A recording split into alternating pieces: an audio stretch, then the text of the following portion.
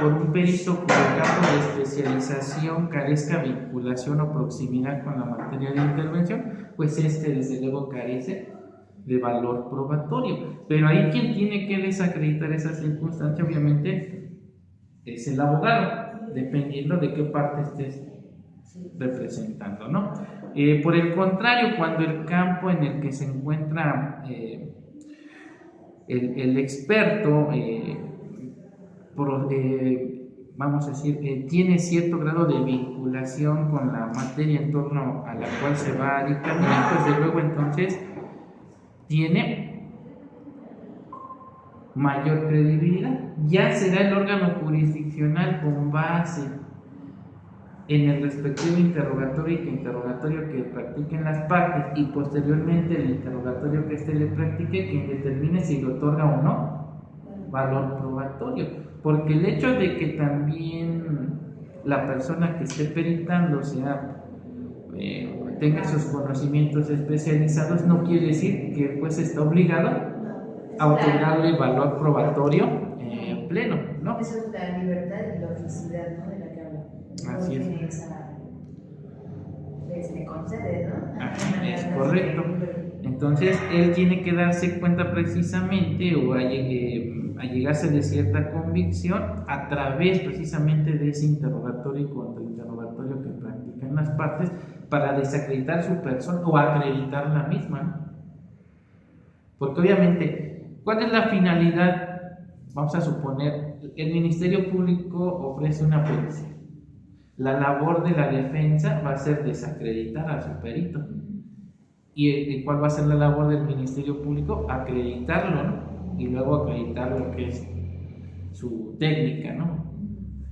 O su método en el dictamen.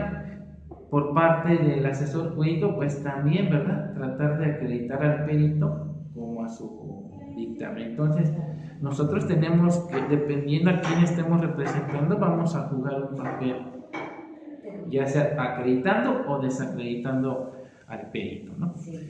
Y bien, y entonces en relación a esto que comentamos, resulta aplicable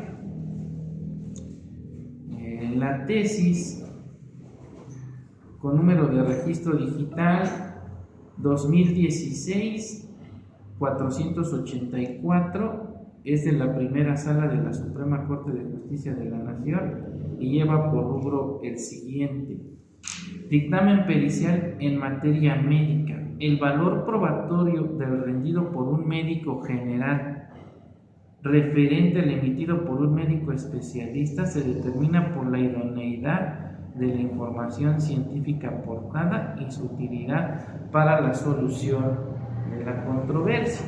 Y nos dice lo siguiente, dice: en relación con el valor de la prueba pericial en general, la primera sala de la Suprema Corte de Justicia de la Nación, en la tesis primera,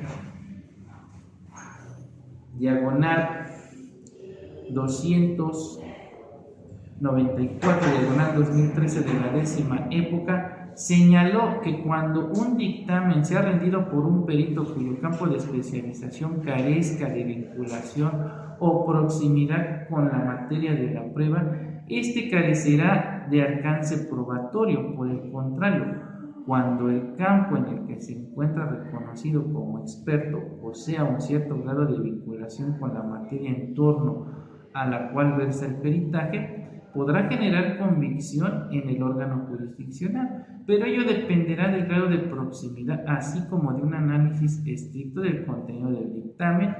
Así, entre mayor sea el grado de especialización del perito sobre la materia a dictaminar, mayor será el grado de convicción que pueda llegar a tener el juzgador. Sin embargo, si bien la especialización como cualidad de los peritos en principio conlleva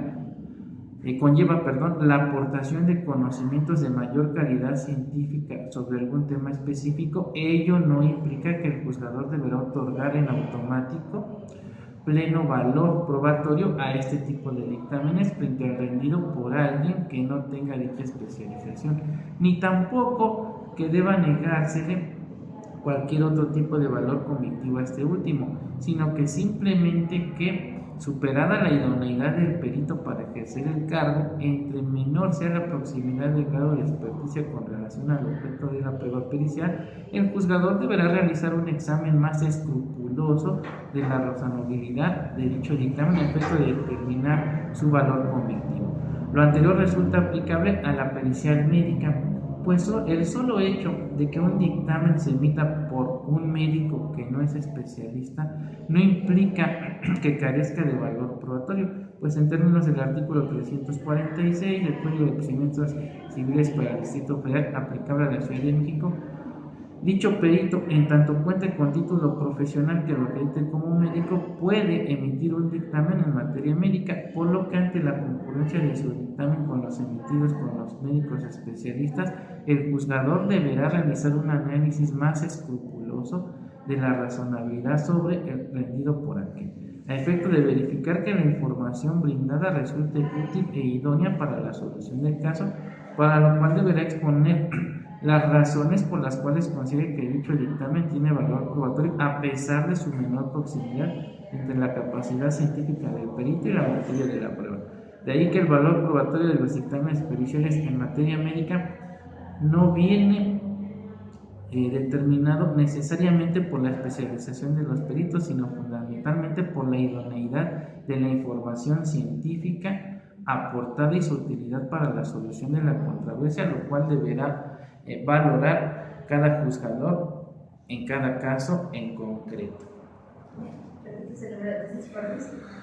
El número de tesis es la 2016-484. Y eso es aplicable no solo a los dictámenes médicos, en realidad. Esa la tesis. De hecho, esa tesis se basa en otra interpretación que hizo la Corte en relación a las periciales en general, por eso es que al inicio cita otra tesis. Ahora, precisamente hablando de la cuestión de la valoración de la prueba pericial, ya más o menos habíamos adentrado a este aspecto, pero como analizamos en su momento, dentro del proceso penal, acusatorio y oral, el dictamen escrito no exime, ¿verdad?, al perito de su deber de concurrir a declarar en la audiencia de juicio oral para sustentar la credibilidad tanto de su persona como del dictamen. Y obvio, esto va a ser a través del interrogatorio y contrainterrogatorio. Bajo la anterior tesitura, entonces, el tribunal de enjuiciamiento, al momento de valorar la prueba, lejos de aceptar acríticamente las conclusiones sustentadas por el perito, debe tomar en consideración el desarrollo de ese interrogatorio y contrainterrogatorio, para así de alguna manera irse formando ciertas inferencias en relación a las conclusiones que emitió el perito. Y si tiene dudas, entonces también le tiene que formular un interrogatorio aclaratorio, ¿sí? De ahí entonces se desprende que si el tribunal acepta acríticamente lo externado por el perito, obviamente eso pudiera ser motivo de una nulidad en etapas posteriores, obviamente en la impugnación. Y al efecto sirve de medio de ilustración la tesis con número de registro digital 2024-155, es de la 11ª época, es decir, es de las más recientes, y lleva por rubro valoración de la prueba pericial en la audiencia de juicio oral. Dice, implica controlar racionalmente las inferencias del experto. Hechos, dice, el quejoso promovió juicio de amparo directo contra la sentencia que en vía de apelación confirmó la postura del tribunal de enjuiciamiento en cuanto a dar por probada la hipótesis fáctica sustentada por la Fiscalía. En la audiencia de juicio oral, el órgano colegiado en mención para soportar el respectivo fallo condenatorio a través del juez relator, entre otras cuestiones, aceptó como propias las conclusiones verbalizadas por los peritos que comparecieron a este acto, esto es, sin controlarlas racionalmente. El criterio jurídico, este tribunal colegiado de circuito determina que en el actual sistema de justicia penal el órgano decisor de los hechos, lejos